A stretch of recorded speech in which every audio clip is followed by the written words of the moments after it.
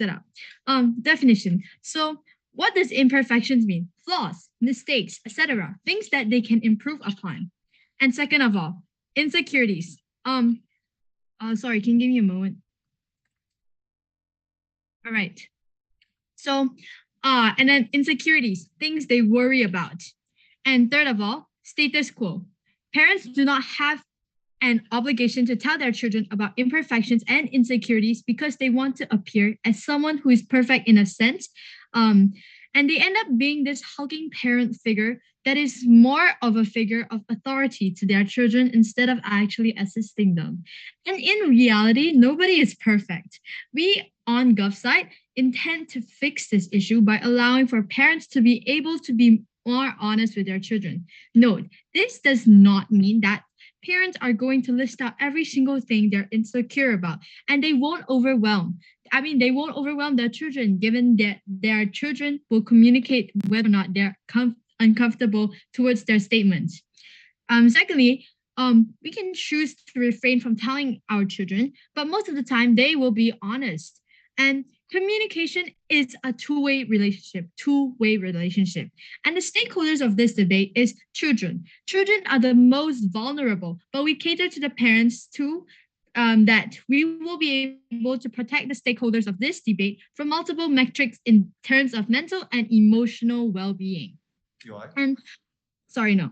And on our side, our preemption will be opposition cannot say that children will no longer look up to their parents or view them as someone they can't rely on, because parents are closest with children, and being honest allows them to convey their struggles even more, which is why too it is better on our side.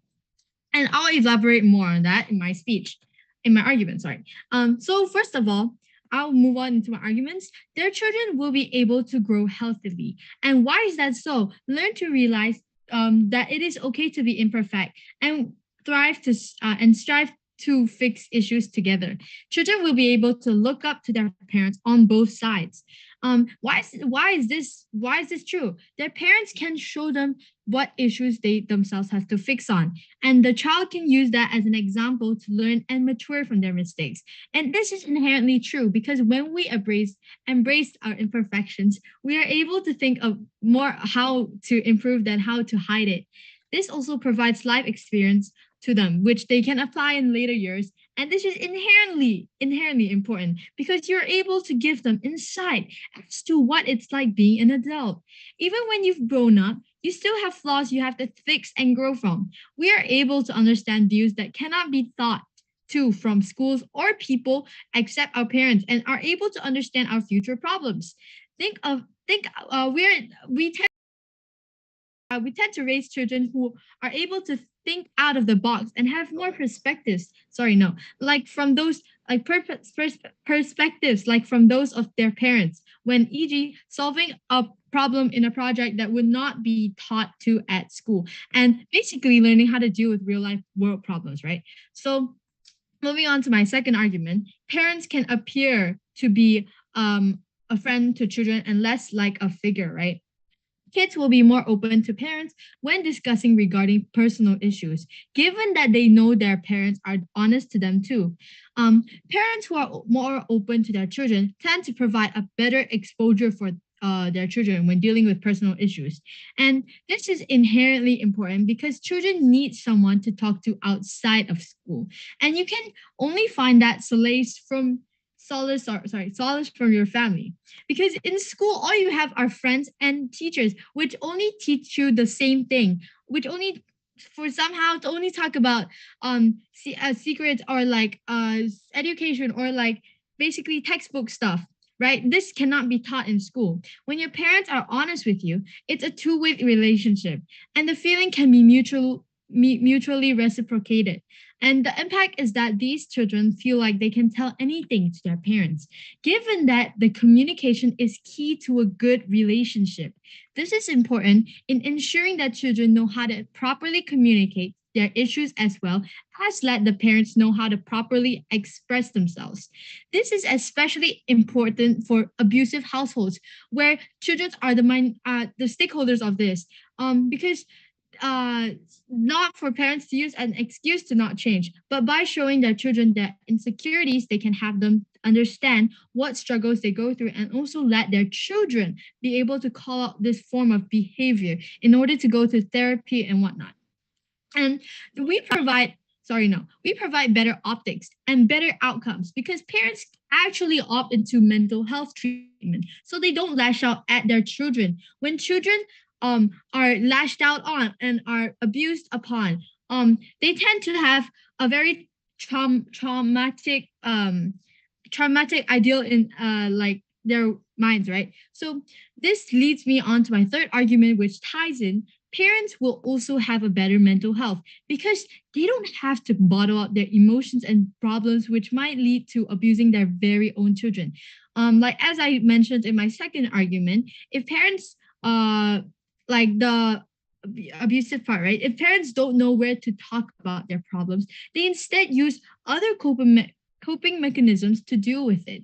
Even on the worst case scenario, if the parents are overly obsessive and always talk about their own issues, it's still comparatively better than an than on op, where parents will be abusing their own children, which harms them even more, both physically and mentally, compared to if they just talked it out.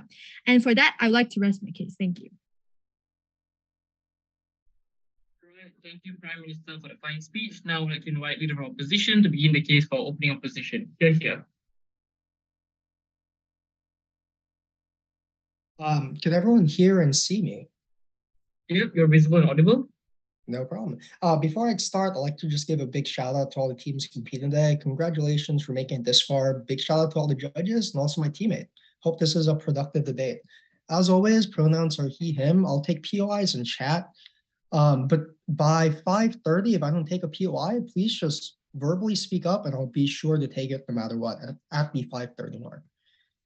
As always, thank you so much. We negate the resolution that this House prefers a world in which parents are honest about their children, about their imperfections and insecurities. But first, let's do a couple observations, definitions, and a couple things to clear up today's debate. Our first definition of prefer ought to be defined as deeming one action as objectively better than the other action. Our second definition of children should be defined as those between the ages of 1 through 18. This is important here. But now let's move on to a few observations for today's debate. The first observation here is that a world which prefers the action of parents being honest about their children, about their imperfections, doesn't mean the parent must engage or pursue that course of action. Thus, the government must prove that despite this House preferring one action over another, why parents would change their course of behavior in the first place for any impacts to carry. They can't just tell us that because we prefer one action over another, every single parent is going to change the course of their behavior. But the second observation here is that a world which prefers the actions of parents being honest about their children is a world in which society actively deems the actions of being honest as objectively correct. Thus, the government is also telling us that the other side of the debate is a world in which being fully honest is regrettable or categorically wrong. Thus, the government must also prove to us why being fully honest is wrong, because by preferring being honest, they're telling us that the flip side isn't preferable, thus it's regrettable. But the third observation here is that the most important stakeholders of today's debate ought to be children, which the government tells us. But let's extend this even further by telling you why specifically. It's because children are the one at the most developmental risk. They're the ones who are most vulnerable emotionally and physically, thus we ought to see them as the primary and most important stakeholder. But we're also going to provide you a secondary stakeholder, which is the parents, specifically the parents' relationship with the child. The fourth observation here is that we disagree with their status quo characterization that parents aren't fully honest in the first place. We're telling you that parents are honest, however, they use the discretion on knowing whether or not their children can handle the information, specifically on the discussion of imperfections and insecurities. That's important here because parents under the status quo have the discretion of being fully honest or not. The government, by telling you they're not being fully honest, is flat out lying. Just drop their categorical interpretation of the status quo. But let's move on to the first argument in today's debate, and thus probably the most important argument you're going to hear today. It's that younger children are unlikely to understand the logical reasoning behind actions. Why is this so important? This is really important because children developmentally cannot comprehend certain concepts such as love, attachment, or desire to the level in which adults can. So even if parents were fully honest, the understanding that children would have on such a complex subject would make any impacts that they try to tell you unreasonable because they can't actually fully comprehend the information. Thus, it only leads to confusion. Why is this so important in the first place, and why is this true? Let's mechanize this. It's because children are undergoing developmental stages and they're going to be confused about what exactly is going on. Here's a real-world example, and here's the mechanization in today's debate. Let's say that you're telling a child that you want to get a divorce from your mom. What you're telling them here, specifically, the reasoning is that I'm falling out of love with your mom. That's perfectly logical to most adults, as we see that attachment and love is a very fluid concept. If you tell that to a 5-year-old or even a 10-year-old, what they're going to think is, daddy is leaving mommy. That's the only thing that they're probably going to comprehend, because developmentally, that's the only thing they can comprehend. So given the framework of today's debate, the child is going to be at best confused, at worst distrustful, because they're seeing one parent or one child leaving each other. That's important here, because children always operate under the framework that one action is 100% objectively better than the other, because they can't weigh it in their head. Similar to what the panel is going to be doing in today's debate by weighing one side of the argument against the other, a 10-year-old can't really do that. The government must tell me why children can actually comprehend one action over another and weigh it in their head when most adults can barely do that. That's important here, but the primary impact is that we're going to be ruining relationships between a child and their parent. We're not telling you that children are no longer gonna trust their guardian. What we are telling you is there's going to be a lot of misunderstanding, which strains the relationship, making future communication, like the government wants you to believe, even harder. Because again, children can't comprehend certain subjects. We're not telling you that parents shouldn't be honest. We're telling you that they should wait until children or young adults can developmentally comprehend certain subjects. That's important here. But the second reasoning on why you ought to negate today's resolution is that children cannot comprehend or process informations and insecurities and imperfections without proper context and understanding.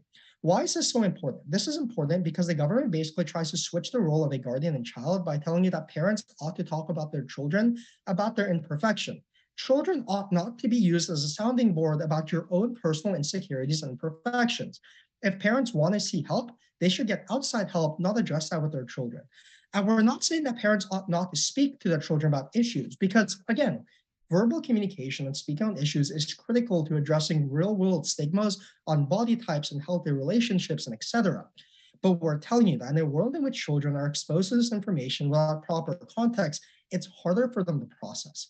Why is this so important in the first place? It's because you harm the child as they're developmentally growing up by giving them perceptions of what is right and what is wrong. If you tell a 5-year-old that you, as let's say a 45-year-old dad, are struggling with your own imperfections of your body type or your weight, what do you think a 10-year-old is going to see that as? They're seeing that as, I don't know what to do with that information, thus I can't help you. At worst, they're going to be at best, they're going to be confused. At worst, they might misconstrue that as, oh, maybe I should be worried about my own body type because my dad is doing that. My guardian, who I'm seeing as a role model, is confused about love, attachment, their weight, their height. Thus, it's only reasonable, because I'm so influenced by my parents, like the government says, that I ought to have that same behavior. That's categorically wrong. There's a reason we don't tell 6-year-olds everything. There's a reason we wait till we're 18 or 21 so we can drink or smoke. It's because our brains are still developmentally growing.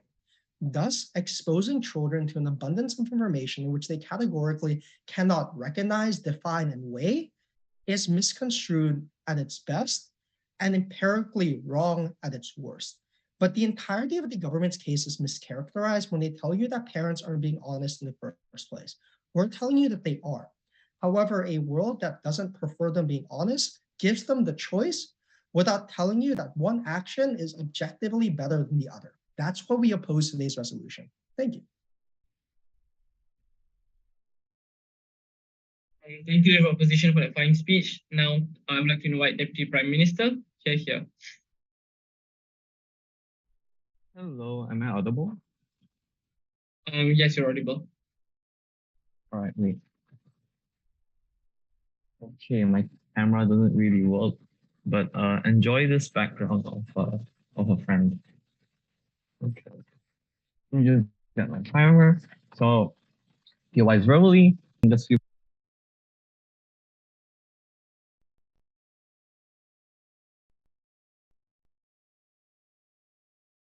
free to pronoun preference. I'm going to start my speech in 3, 2, 1. Now, before I go on into anything in my speech, let's first understand that opposition told you that children don't know how to weigh. But do you know how to learn how to weigh? Basically, vote Varun for captain. It increases your mental capability, which is why only then will you be able to prevent mental trauma and other things in the future. Okay, but now actually going into my speech, what it tells you on their side is they give us an overly fluffy case in the sense that they give you all of these statements, but none of them actually have a definite impact. They tell us that we need to prove the likelihood of their behavior to occur. We have to understand that's something called gut fiat. So what that basically means, we don't have to prove that. But if we were to concede to that, if we were to weigh that on the worst case, where parents don't tell that, like where it's only marginal at best, then many benefits that follow from like parents being honest to their children in the long run. So first of all, starting off with a few rebuttals, even if we concede to the worst case scenario that confusion is going to be the main thing that stems, that is still comparatively better because parents will be able to tell like, and at least not abuse children under the scenario in which they are honest with their problems. But let's say that you're telling us that you are going to wait until children can actually develop and comprehend whether or not their parents are going to get a divorce or something like that. You're like doesn't already know that daddy is going to leave their mom. But the delta here is that we are guiding them instead of just letting them comprehend it on their own, which is something inherently worse on your side, simply because you are throwing the responsibility to them even more, and that is inherently worse, which ends up into things like children internalizing the blame when they don't understand the problem is not with them in the first place. So why is it that we allow for them to comprehend better when they are problem when they are younger? It is on the comparative that they are more likely able to learn slowly instead of just like when they grow up and they have no exposure towards like they have this overly idealistic idea that their parents are perfect and their parents do not have any insecurities.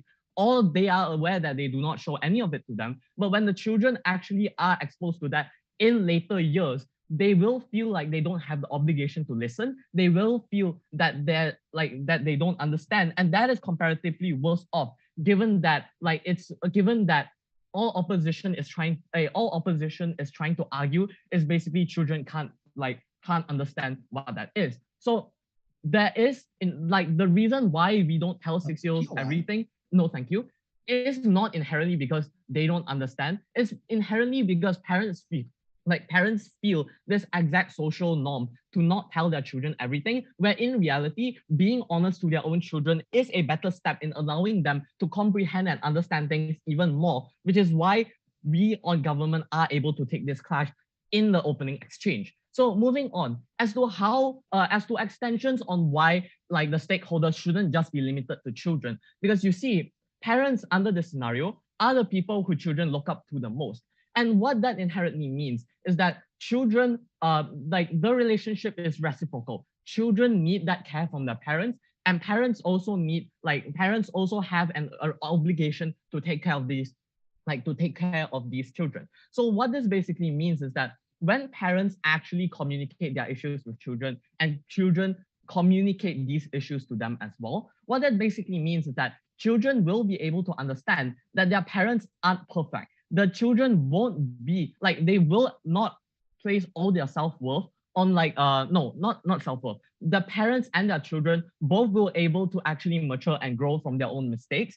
And given that when there is in fact no when they are actually able to grow out of trying to withhold all of this information, what that basically means is that it's going to form a much healthier relationship, given that you see scenarios in which teens are rebellious. They don't tell anything to their parents, and parents don't communicate anything to their children because they are too stuck up to actually be honest to them and try to constantly maintain this visage. So what this basically means on our side is that we are able to tackle this issue, and in the tipping point in which we are able to prove to you a scenario where people are not trying to trying to fake being a perfect god or whatever like that. What it basically means is that children will be able to actively grow and learn instead, as well as allow for the parents to also mature, given that if you're saying that even the parents, even adults don't know how to weigh, like under this scenario, what it means is that comparatively, when we allow like children to learn like how to, when we are actually guiding children and letting them listen to what their parents have to say, what that basically means is that they will actually grow from this, and parents will, on the comparative, also be more mature and understand how to phrase their things in a better way. So why is this likely to be the case? It's because, of course, parents don't want to shut off their children as well. And in the in status quo where there are parents who like don't care about their children, more likely or not, this stems from the direct fear of trying to like tell their children because they have this perfect visage in mind. So what we are able to do is basically tackle that issue. And wait, before I move on, any POI? Yeah, closing. Yeah. Okay, so there's obviously your benefits are not exclusive, because on our side, children can also learn how to sell newspapers, right? The only difference is they don't sell the newspaper under the assumption that their family is going to, like, they're going to lose their family house if they don't sell enough, right? Engage with this. On a comparative, children will still be able to figure out as to why this is exactly happening and understand that it is not in the majority scenario. Like it is, okay, basically children will like be able to figure out sooner or later. And even if they don't figure it out, telling them outright is actually much better for them to actually comprehend the scenario that they're in, instead of thinking as to why life is inherently unfair in itself. Because note, children do not know that life is unfair, and being able to expose them to this earlier on and let them know that even like their parents and adults have insecurities makes them be able to feel better about themselves, in the sense knowing that nobody is perfect. And what that basically means is that it provides to you a much better scenario that gives it provides to you a much better scenario in which children are able to actively mature from that. And before you come out and say like that children don't know, like that children won't be able to comprehend any of this, even if that's the case, it will be comparatively better because they will be able to be guided in the long run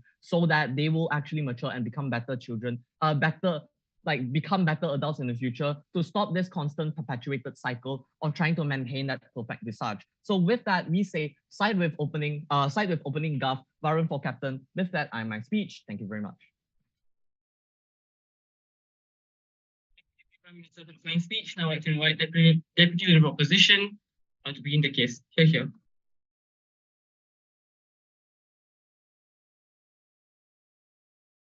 Hi, am I audible? Yes, you're audible. All right.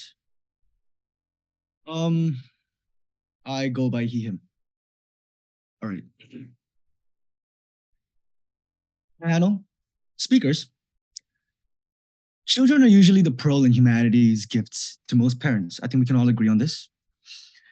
They look at their children as an extension of themselves. And as a result, they do project their own emotions onto their children, which also includes their insecurities and desires and flaws. But before we get into all that, let's move into some of the rebuttals from the OG to the OG.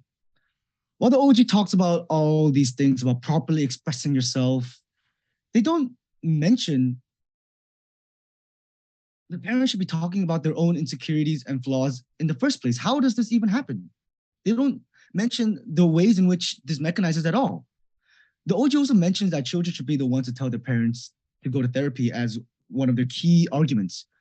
First of all, we shouldn't be placing children as the sole responsible ones in this scenario at all. In this case, we're placing the blame and responsibility onto the children, not the parents, the guardians, the children, which also I will further mechanize later on. But this also assumes that children have the same capacity to weigh these difficult issues and the same maturity as adults, which is logically incorrect at best and lying at worst.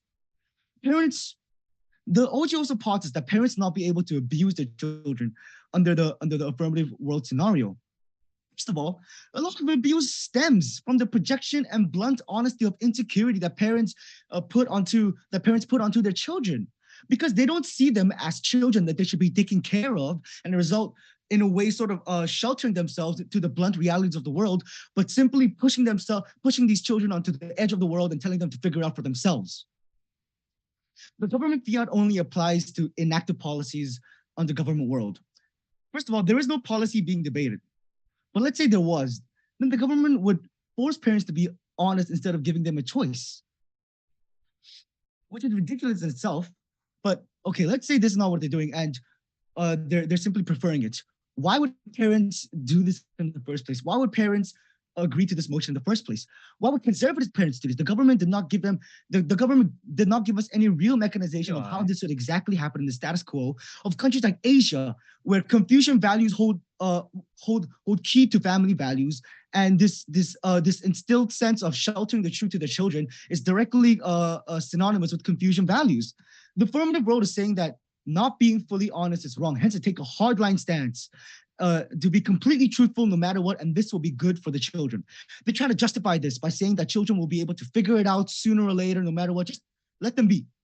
This completely ignores the way children are. And hence why we're taking children as the main stakeholders here. The OJ ignores the developmental importance of children in this crucial time and how they struggle with these concepts. Does the government give us exactly how the children will figure this out sooner or later? No. How will they figure this out? What happens at the end when they do figure this out with no real sort of mentorship outside of, oh yeah, this happens at the end of the day, you figure it out. Nothing. They don't give us anything. Now, moving on to my main arguments. We are not here to say that having difficult conversations with children and forming bonds with them through these kinds of conversations is not important. In fact, it's absolutely an incredible and important role to play in family interactions and the development of children. There's no doubt about that, and we're not here to argue that parents should always have a wall up against them, and that parents should be looked at as perfect entities. Children, when children were growing up, will automatically be able to recognize the fact that the parents are humans too. Why? I'll give you an example. A deeply humanizing experience, like growing old, is a physical manifestation. This means that it shows this imperfection of their parents as that there are only humans and that without the need of any verbal communications. We are saying that there needs to be an understanding of what the children are, that they are children who have no real framework of mental illnesses in a mature world and cannot process these emotions in the same way that mature adults, their parents, can.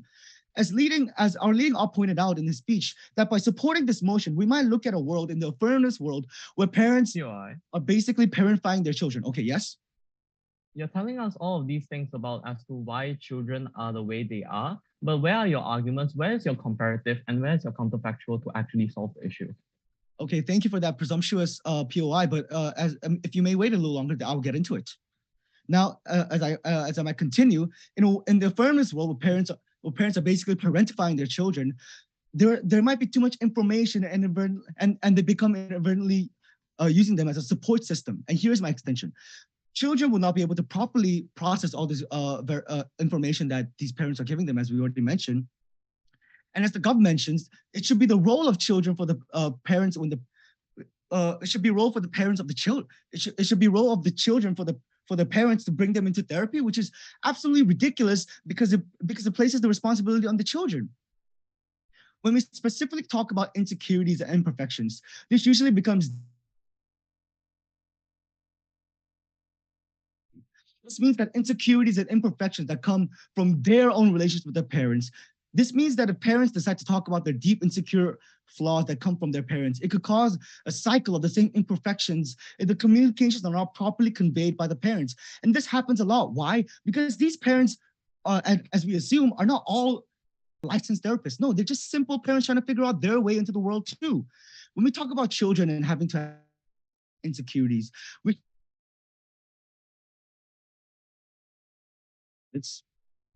should be talking about how these children should learn through general lessons, not through these deeply personal experiences that could possibly come from trauma. Because what happens when parents are truthful insecurities? What happens in a scenario where parents have to explain their insecurities that may come from experiences? Children will not be able to rationalize these difficult concepts like love. Because especially in the lens of insecurities and imperfections, ones that they will automatically relate to their own parents' marital issues because it is a deeply personal issue and comes from traumatic experiences, it can cause a deep disconnection between the children and the parent, which the government is basically arguing for. They're arguing that by doing this, they can cause deeper connections and deeper relations between the parent and the children, which may not be the cause at all, which may not be the results at all. Furthermore, in extending this argument that the idea that these deeply emotional and complex lessons shouldn't be coming from parents is that there will also be a deeply biased and one-sided perspective when they tell their children about their own insecurities and deeply personalized experiences. This causes because a lot of times these experiences are personal and have been in their lives for years. These own parents cannot properly process their own insecurities. And how are we to being the ones to tell these parents to convey these deeply complex emotions to their own children who can't even express these emotions? Thank you, and that is why I'm proud to oppose this motion. All right. Thank you, Deputy Leader of Opposition. Now to begin the closing of the debate, I would like to invite government member. Here.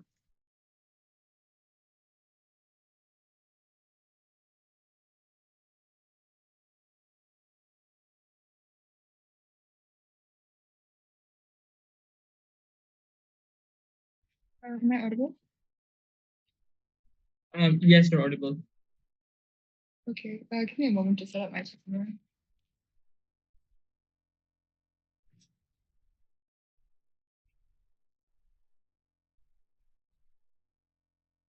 Okay.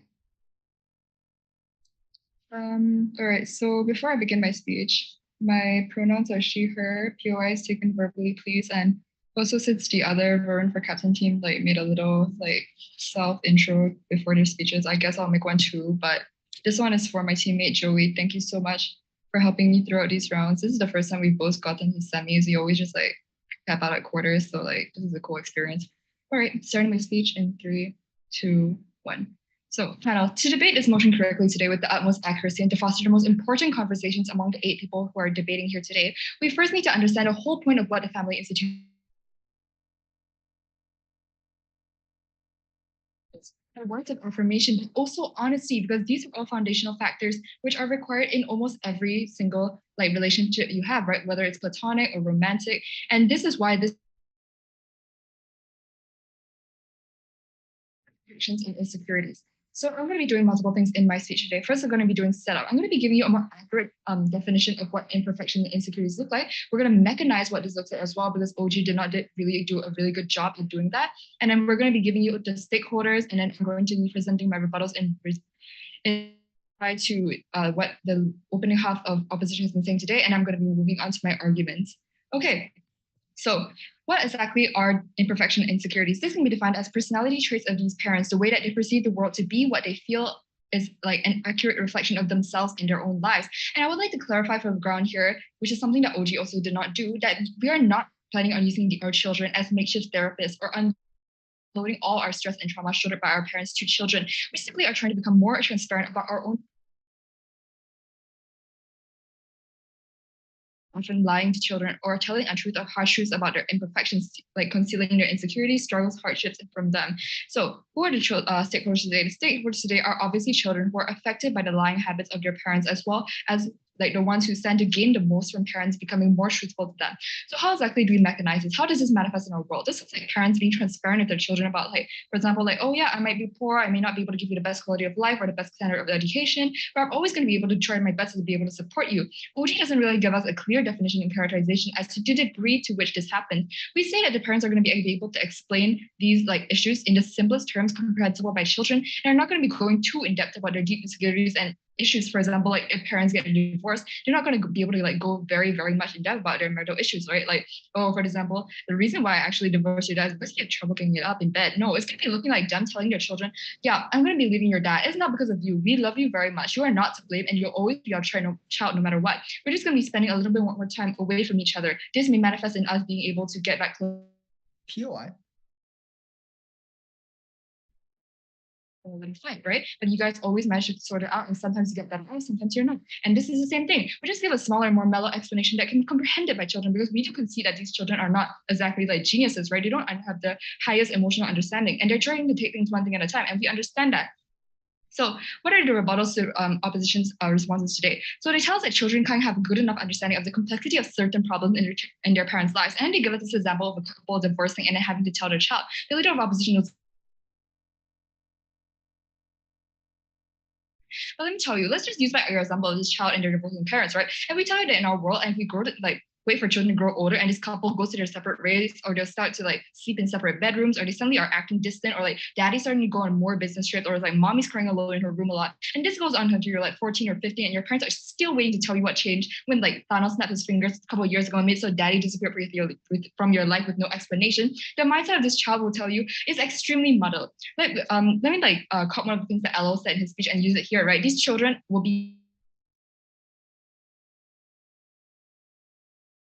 lasting out at them or having the mindset that these sorts of marital relationships are normal. And it's something else that Elo says in regards to things like these, like children being influenced by the things that parents say or do. But we believe that by being honest, we also feel like you can assume that these parents are also trying to become the very best people they can be, right? Whether for themselves or for their children. And so when they're constantly attempting to be able to be the best versions of themselves, they're also able to share these steps with their children. I'll be arguing this as well in one of my arguments. And okay, and then also something else that opening opposition does is that they've been arguing this motion, right? But they haven't actually given us a sufficient counterfactual. Something that the PM has been badgering the DLO for in his speech is for a counterfactual, and he says, yeah, I'll get to it, but he actually never got to it. So what exactly are the problems in status quo today? These look like children distrusting their parents, right? Building a wall between them, making children more suspicious and distrustful of the people who live with them, people who are supposed to protect them and obligated to care for them. And then we can see here like examples okay, there's this TV show called Ginny and Georgia, right? And which the main character is like mostly centered around this and continue lying her about her life, even though her past doesn't really affect her. So when children like do this, they feel inclined to find out for themselves what kind of parent they're what kind of character that their parent possesses, because all of this they've been putting up so far is like a shiny, flawless front. So when they find out the truth about their parents without them even having to be able to tell them, this creates even more of a divide between them, because they won't think of it as my mom was trying to protect me, right? Because these are children, they're inherently selfish, and we concede to that. But they think of it as, why wasn't she honest with me? Does she not love me? Does she not trust me? So now that goes on, links back to our arguments about how opposition's case translate to less pragmatic benefits and more tangible harms for children, because these children will become more incentivized to help their parents if they know that their parents are trying to protect them from the truth. Know that children are stupid, right? It's struggling financially, it's evidence to the eye, and we can see this, and they're bound to uncover the truth anyway. So we believe and concede at the fact that these parents are not going to be able to always keep these things under wraps. So what's going to transpire when this happens, when they find out the truth? They're going to feel obligated to assist their parents behind their back secretly, because they don't want their parents to worry about them, right? They don't want their parents to worry about them, because it should be a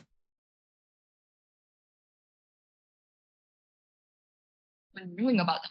They may not even know the way in which they're attempting to help their parents is one that is even viable, one that is even worth having to think around. There will be so much effort and sweat into the action that these children take to help their parents, from smaller actions to larger ones, to attempt to alleviate these situations at hand. So what are the impacts of this, right? This will result in children having to shoulder the stress of their own life problems with no parental figures to turn to. But these children also will feel extremely guilty about bothering their parents and making them worry about their problems when they also have larger issues to worry about themselves to sleep off to every night. So this looks like them neglecting their studies even more to be able to help out these people. And it looks like the difference on government bench being that these parents now are unable to take preemptive measures to protect their children, because they're unaware that their kids are even trying to help them in the first place. And this just breeds even more distrust and more dishonesty and more problems that these people are having, because they have to sneak behind each other's backs under a flawed mindset and under a flawed thought that they're actually protecting each other, when in fact they're actually pushing each other away. And we tell you that this actually, that being honest with each other actually fosters stronger familiarity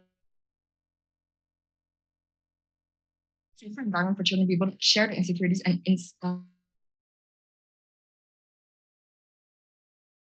for the talk about their own issues and insecurities driving their lives, and to make it so the home environment is one which may be open and accepting, then children will be feeling better about face with their friends and with their romantic relationships. I just believe that with honesty regarding insecurity, parents are given the unique opportunity to be able to teach their children to alleviate their own insecurities, because there are many issues that parents share along with their children, right? They share things like body image issues, like academic or professional performance, and many derivatives of these issues that adults share with their children. And we believe that if the adults share these things that are insecure with their children, they are also able to utilize the fact that they've been trying to get better. They can teach them how to get better. They can teach them the things that they believe in and how they can take these to be able to overcome these issues as well. For example, if a mother has been experiencing eating disorders and her daughter has been exhibiting the same pattern, then she also can provide ways for them to be able to get over this together.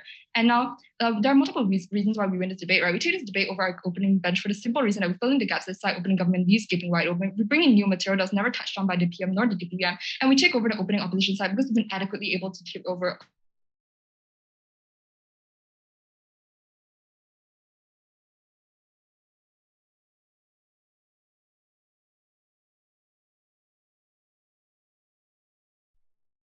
All right.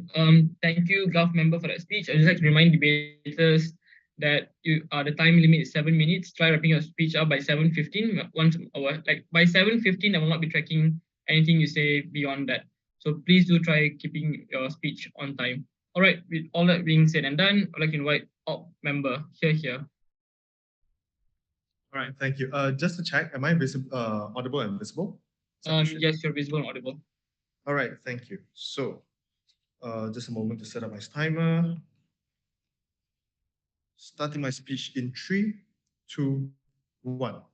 Panel, think for yourself. If I tell you one truth and one lie, do you think I'm a liar or do you think I'm being an honest person? The government, what they had to do today was to defend that they have to defend the two truths, meaning that the fullest extent of the truth. Because if not, where is the debate? Where is the line drawn? Whereby I'm sharing certain things and I'm not sharing certain things. And what if my child found out about those certain things? Then all of the harms will be also existent on those sides itself. Hence, what we need to do here today, some things I will do. Firstly, I'll go on to the rebuttals. Secondly, I'll go on to the principal argument. And thirdly, the pragmatic extensions and why we win the debate. All right, so firstly, on to the rebuttals. What the government side said, what the Prime Minister essentially said is that, all right, so it is okay to be imperfect because it is okay to be imperfect. You need communications. That essentially boils down to the arguments from the government, whereby you need communication. This two-way communication will help you express yourself. Hence, children will have form a better relationship with your parents. We beg to differ. We think that it is on our side, whereby if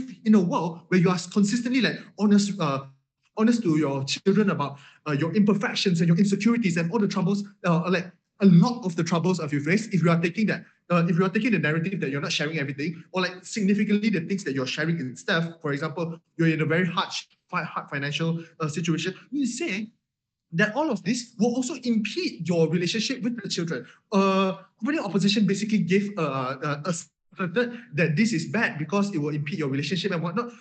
But they left the analysis on how this manifests in real life and what is the impact and why is it important. Something that we will do today. All right. So for example, if my parents, all right. So if it is the parents that are telling everything to their children, i.e., let's say how this manifests in real life is, let's say I am poor and I'm telling my child, hi, son, daughter, I am poor, we can't afford this, we can't afford that, I will do my best, of course, but the reality is that there are things, or you are in a very financial hardship situation. This is why your friends get to go to McDonald's every weekend, but this is why you cannot, essentially. So what will happen, right? Two things. Firstly, the children will essentially be unable to tell their parents about the problems that they face because one, they know, or they essentially have the presumption that the parents will not be able to help them in the first place because the parents already have these problems. Secondly, they are reluctant to tell their parents because they know that these things might actually hurt their parents.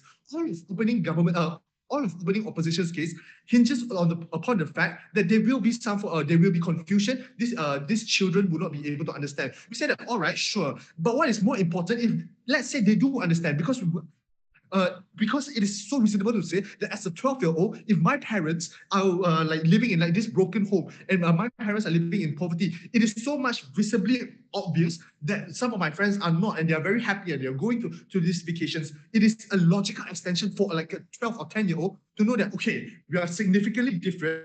I am in a situation. Why can't I tell my parents? Because I know if I do tell my parents this, they will essentially hurt them because there's nothing that my parents can do in the first place. So we say that because of this, the essential of having this communication and relationship is not exclusive on their side because we think that it harms it even further. All right, so what is the main principle? Children are the most vulnerable actors in this debate. One of the things that opening ops essentially said that, yeah, they are the vulnerable actors without actually telling you why they are so and what is the impact of them being so.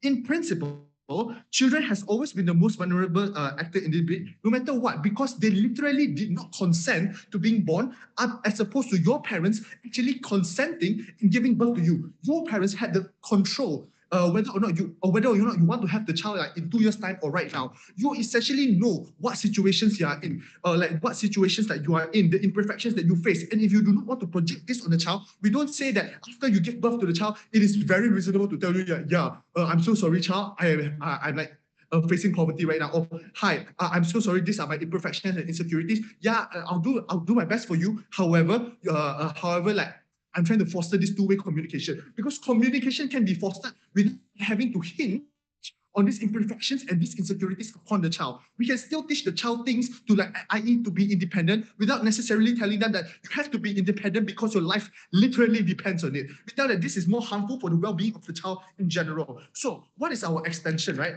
The first extension is that, all right, we gave you an extension of how more analysis on how it actually harms relationship between the parents and the child. But secondly, it is more important to know that that the child will now be more envious with other students and other students' parents. How does this affect? Two things. Firstly, a parent is like contemporarily known as the icon towards the child. So if the parents is like telling this child about the vulnerabilities, or like the two truths, meaning that the extent of the vulnerabilities and how they are in this bad financial situation, but you can't really mask this, or you can't really shield this. You're just saying, I'll do my best for you.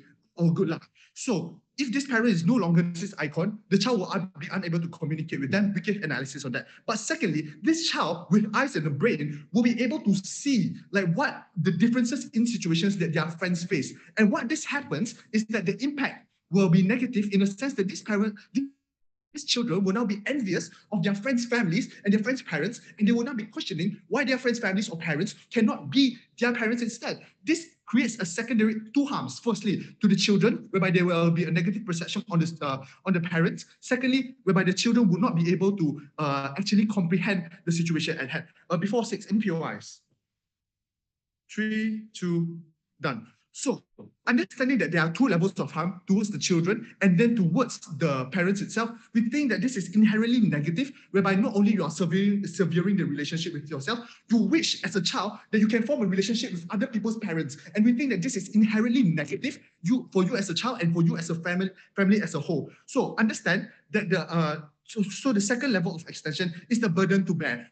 The opening opposition said that, we may confuse the child, but and they hinge their case on like understanding the problem at hand. We say that, all right, if you don't understand the problem, you'll be confused. Fine. But what is more important is that you as a child will now have to bear the burden of your parents, essentially. Your parents have like these imperfections and whatnot, right?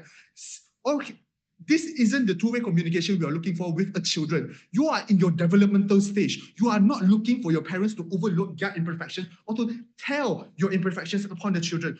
We do not want children to bear this burden, because these children deserves an environment whereby they are able to grow up in, even if the parents need to put on this facade that I will always be you can always rely on me and you can always tell me things because I will do my best to help you, and I can do that without telling you my imperfections. With that being said, never been prouder to oppose. Thank you. All right. Thank you, opposition member, for that fine speech. Now, to sum up the case of closing government, I'd like to invite Gov to begin the debate. Here.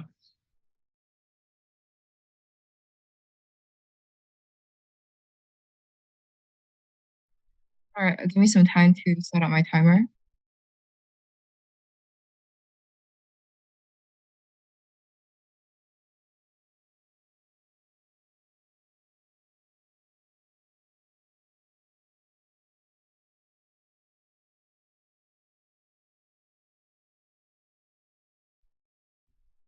All right, I'll be taking POIs verbally, and I'll be starting my speech in 3, 2, 1. So we all remember that one quirky little Netflix show, Ginny and Georgia, about a young mom and her teenage daughter navigating the waters of life in the throes of adolescence together. We all remember that one episode where Ginny gets increasingly curious about her absent father figure and decides to scope around a little in her mother's secretive past. When she discovers a gun in her drawer, she becomes enraged that her mother has kept such a big secret from her and demands the truth from her. When Georgia doesn't comply, Ginny, being the spoiled brat that she is, rebels, and we all know how that season ends, with her relationship with her mother in tatters and riding away into the sunset on a stolen motorcycle with her little brother, running away from home. In government's world, we tell you why the tangible harms are more likely to manifest on their side and how this would exacerbate the stance that they have to defend, which is that familial relations as well as the best interests of children are preserved on their side, because we will prove to you why CG's case benefits not only the stakeholders who are the children, but also protects the entire concept of the family. And that is why CG vehemently opposes this motion today. So let's take a step back and see what CG has essentially contributed to the debate thus far, right? So we gave you the pragmatic argument about how opposition's case translates to less pragmatic benefits and more tangible harms for the children, because children are going to be more incentivized to help their parents if they know that their parents were actively trying to protect them from the truth. We went in depth with our analysis and talked about how this would essentially transpire, right? We told you that these children would feel more obligated than in government's world to help their parents alleviate the burden without informing them because they don't want them to worry, and how this is so much worse for the parents because they are unaware. They assume that they kept the secret well from their kids and are under the impression that their children do not know anything about their current situation. So they are completely helpless and are unable to stop or guide or advise the child. So second, we told you about how this would foster stronger familial bonds, and on upside, it breeds more distrust. On upside, the children are going to be more incentivized to uncover the truth that their parents have been hiding from them for so long. And we give you an illustration from the POV of a child because they don't have the emotional maturity to understand that their parents are only doing this for their own good. They're going to feel wrong. They're going to want to rebel. They're going to feel indignant and stubborn and reckless and push their parents away. And how this translates to like the relationship between the parent and the child being strained. And third, we tell you about how this fosters a safer environment for their children because they are able to share their own insecurities and issues in their lives, and how the parent and child are able to have more open issues. So let's take a step back and analyze the debate thus far. And please take note that my rebuttals will be incorporated in my analysis of the debate. So what has OG brought to us so far? They told us that parents have no obligation to be honest to their children, and they claim that parents are too stuck up to be honest to their children and want to put out the facade that they're flawless deities, and thus by coming to the conclusion that it is acceptable to be, and thus children are able to come to the conclusion that it is acceptable to be imperfect and they are able to grow healthily. And they also told us that they are able to discuss personal issues and that communication is key to a good relationship. So I would like to say that opening government brought us like a surface level one-liner about how children will be able to realize that it is okay to be imperfect and will learn to embrace their imperfections. I like to point out the flaws in their argument because they fail to address how this is the only and primary avenue through which children can derive this moral lesson when there is the existence of social media in this day and age, through which adolescents can learn about self-love and embracing your flaws. But on our side, we tell you why it is so prominent and important to learn this through their parental figures, because these are the authority figures who hold the most influence in their developing years. And they also, opening government also claim that parents will be incentivized to seek treatment for psychological and mental issues more. However, problematic because parents shouldn't be using their children as therapists. And the way they tried to justify this was by saying that if all parents bottle out their emotions, then they would all resort to abusive measures to relieve this pressure and stress, which is just such an extreme stance to take and completely false to pull this assumption out of the air. However, we clarify that we will not be using our children as essentially makeshift therapists. So what has opening opposition essentially brought to debate today? They told us that even if parents were fully honest, children being emotionally immature can't fully comprehend this information, right? Yes, even though we can see that children may not be able to fully understand the situation at hand, we still believe it is a better trade-off on our side because we trade off their confusion about this topic with the fact that it is going to be far worse on their side if the parents were to conceal such a fundamental and rudimentary part of their lives until they're so much older and only answer this question that has been plaguing a large chunk of their lives thus far when they are demature enough to comprehend this scenario. So you have to answer this question: how is this going to be detrimental to the child's development? There are two scenarios here. The first is that they internalize the blame because they can't understand why this is happening and are more likely to make guesses, and this runs the risk of them blaming themselves. For example, a divorce. They're going to be blaming themselves for the division of their once happy-go-lucky family because they were never given a basic justification as to why this is happening. This translates to stunting their developmental years and diametrically opposes the standpoint the opposition is trying to take, that their side protects the stakeholder better. And yes, even though OG did mention this, we still do a better job of making a comparative analysis. And they never get the second scenario is that the children never get any explanation as to why this sudden huge shift is occurring in their lives, and thus we have to credit OG for their poor math because they did not define the degree to which this happens. So B, the example that they gave was also very bad, and it shot their case in the foot from the get-go, because if parents get a divorce, then what is your counterfactual to conceal the fact that you're leaving your spouse from your child, to tell them that mommy is just going to America to visit Disneyland for 5 years and that is why daddy sleeps in a single bed? Or is it simply to leave it up to their interpretation and allow them to make assumptions for themselves? We have already explained why this is going to be so bad, because as obvious, conceited children in their developmental stages aren't able to fully grasp the gravity of the situation. So these kids are more likely to internalize the blame of the divorce on their side. And secondly, told us that if parents were honest with their children, they would be projecting their insecurities to their children. This ties back to our argument about how communication is stronger and more viable on our side, because if the child were ever to struggle with the same issues as their parent, the parents are able to guide and advise and reaffirm their children that there is nothing intrinsically wrong with the child, and that there's something benefits proposed by the benefits proposed by OG are not exclusive to their side. And I would just like to thank Thew from the POI. And how do they go about explaining this? They said that the children will be reluctant to tell their parents about these issues because A, they don't want to hurt their parents, or B, they are under the impression that parents are unable to help them because they are in the same boat as them. So we can see to the possibility of this happening, but what is the counterfactual on their side? That the kid suffers silently and is unable to seek treatment from anyone and ultimately becomes admired in their own despair. Second, they use the financial situation example and say that children are not stupid and this will result in two harms, that they will A, resent their parents, or B, unable to comprehend the situation. I don't understand, because this is what Gov is trying to argue for. We're arguing for children to be able to have straight up and honest conversations with their parents, right? Because as we elaborated in our matter, children are not mindless idiots, and this is something that both sides of the house can definitely agree on. And we explained to you that this ultimately ends up with children becoming resentful of how their parents are trying to carry on with these facades and refusing to tolerate anything, even when they sense something's wrong.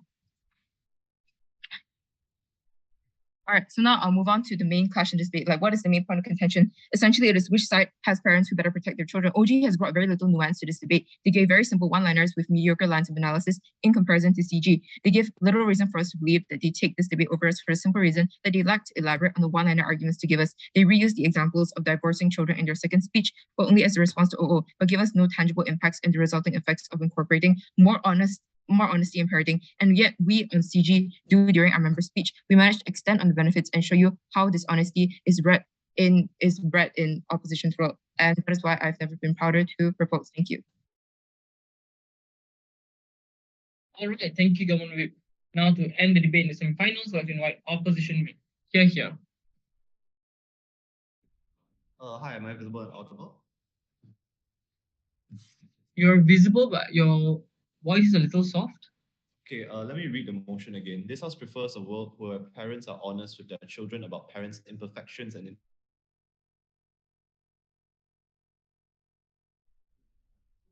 yes, I need to start out my timer.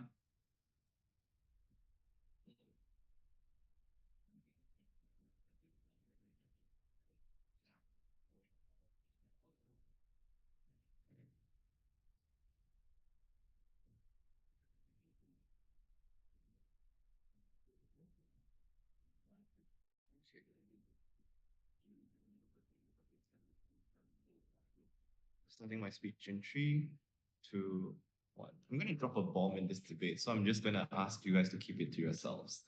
So, the whole Varun captain campaign, the reason why Gelston doctors IG accounts, the whole reason why Umar tells teams to change their names to Varun for captain without necessarily telling them the chances of Varun becoming sound reasons as to why parents usually wouldn't want to provide explicitly the potential harms that you would have towards individuals who otherwise would not know, right? I think obviously the fact that working under the presumption in which you do not understand the potential harms is something that is way better under all, because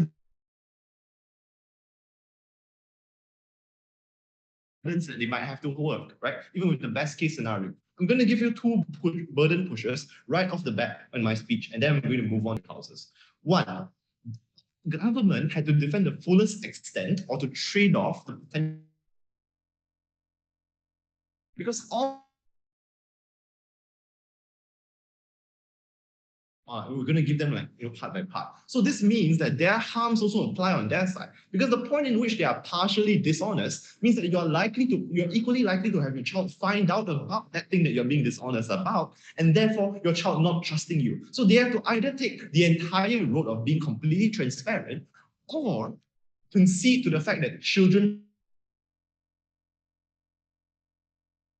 are likely to have a shattered relationship simply because of it. I think Pavit gave you sufficient reasons why they had to defend in the fullest extent, but we still did not do that. Secondly, that insecurities and imperfections means that Pavit assumes that parents did not change that, right? Pavit told you why which they would have their children. That is to say, if you know that you are extremely insecure about your own race, about your skin color, you probably shouldn't have children, right? So this means that you now mean that the parents are unlikely to change. If they are going to say that your parent is likely to change via communication with your child, they need to prove why that is likely, right? And I think it's much more likely when you reach out to a medical professional or when you reach out to other individuals, because on the comparative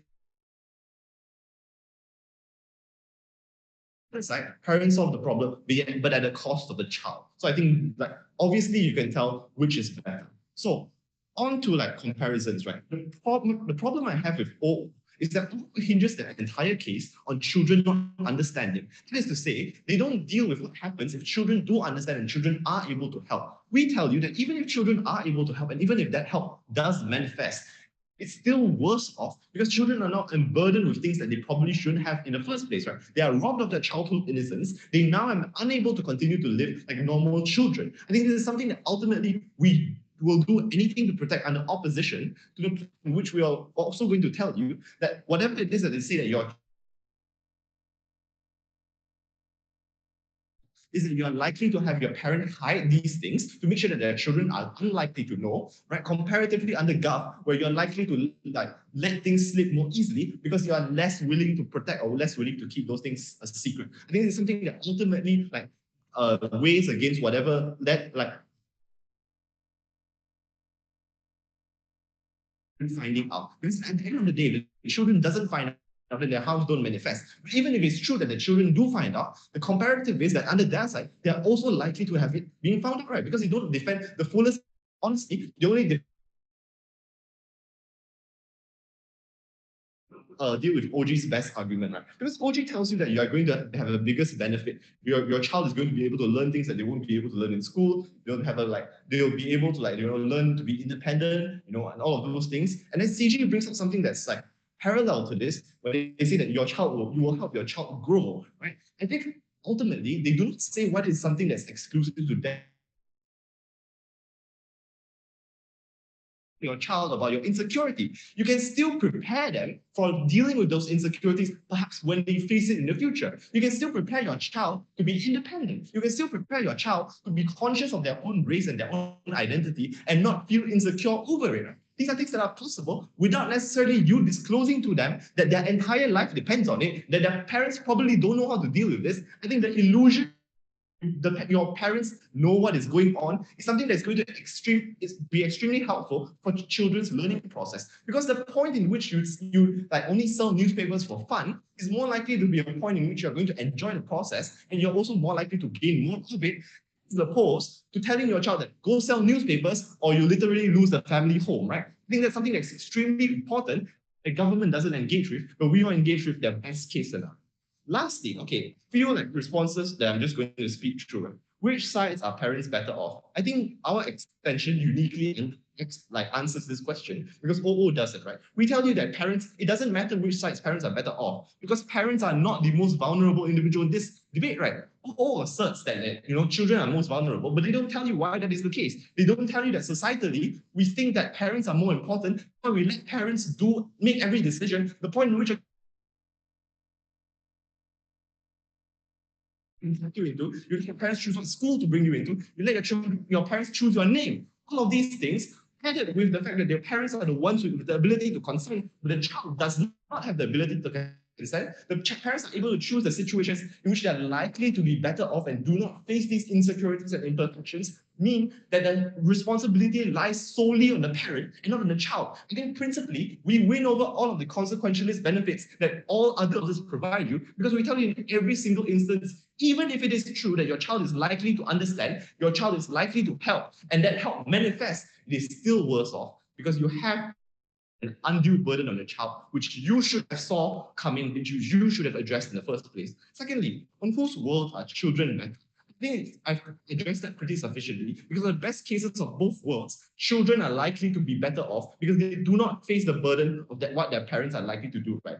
I think this is also where I want to bring in the second push, where I talk about insecurities and imperfections. Because if parents are unlikely to deal with this, it's a high likelihood that the child is unlikely to be able to deal with this as well, right? If government side wants to assert that, the child is when you communicate, then you're able to solve this, then it probably isn't that big of a deal. I don't understand why the parent feels the intense need to share it in the first place. Lastly, about whether or not people will find out. I think in response to why that is parents are going to try to hide, and under our world, it's going to be hidden much better, whereas comparatively under their world, less hiding is going to happen. And then on which world do children learn more? I also given you reasons why it's more likely learning is an important part of the debate, and we take benefits.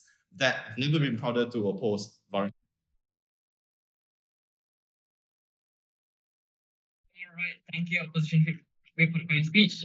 Thank you for the debate. The judges and I will go on to deliberate the results. I assume everyone else can just head back to the main room. Judges, shall we meet up in room 6?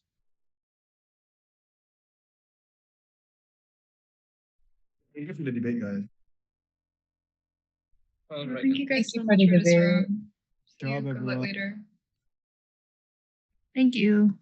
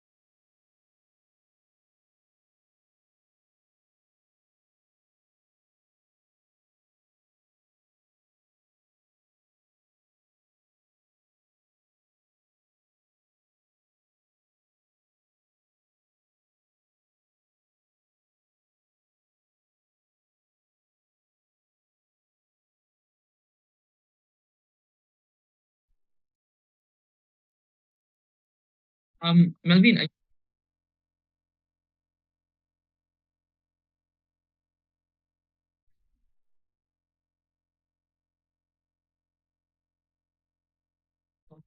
okay.